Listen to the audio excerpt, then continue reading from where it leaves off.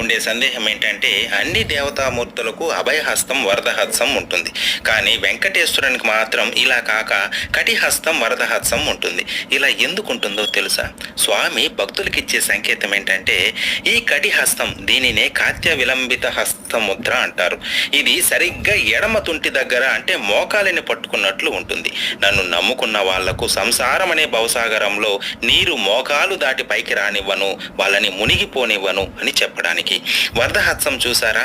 ఇది సరిగ్గా పాదాలను చూపుతుంది. నా పాదాలను నమ్ముకున్న వాళ్ళకి వాళ్ళ భారాన్ని నేనే మోస్తాను అని చెప్పడానికి. చూడండి ఈ హస్తాల వెనక ఎంత అర్థం ఉందో. ఇంకో రహస్యం ఏంటంటే మనం చూసే శ్రీనివాసుడి రూపాలలో శంఖం చక్రం స్వామివారి భుజాలపై ఉన్నట్లు ఉంటాయి. కానీ నిజమేమిటంటే స్వామివారికి 2 హస్తాలే కాక ఇంకో 2 హస్తాలు ఉంటాయి.